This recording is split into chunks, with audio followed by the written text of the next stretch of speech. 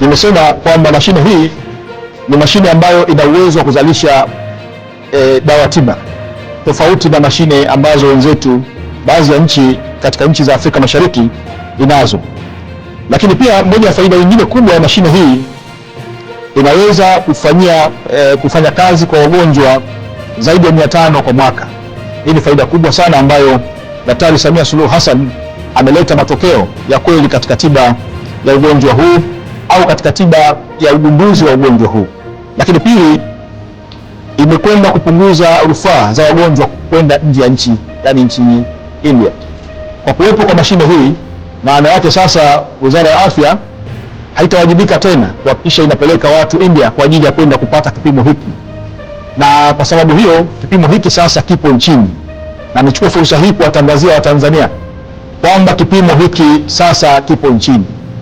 Kwa Watanzania ambao walitamani kwenda India katika miaka iliyopita na katika siku zilizopita kabla ya kuletwa kwa mashine hii na Mheshimiwa Rais, walilazimika kutumia takriban shilingi milioni 6 mpaka milioni 8 kule nchini India.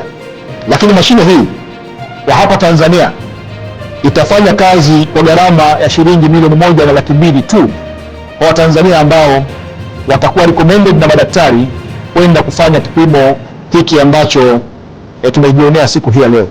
Kwa gharama ni milioni 1.2, tofauti na gharama ambayo serikali ilitumia au Watanzania walitumia wakati wakienda kule India, ambayo ilikuwa ni gharama shilingi milioni 6 mpaka milioni 8 kwa kipimo kwa mtu mmoja.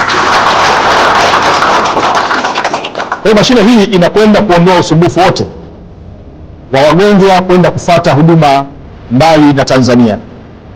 Lakini jambo lingine ni kwamba serikali pamoja na wale ambao walisafiri kwenda nchini India walitumia mabilioni ya fedha kwa gharama za nauli na gharama za vipimo kila mwaka.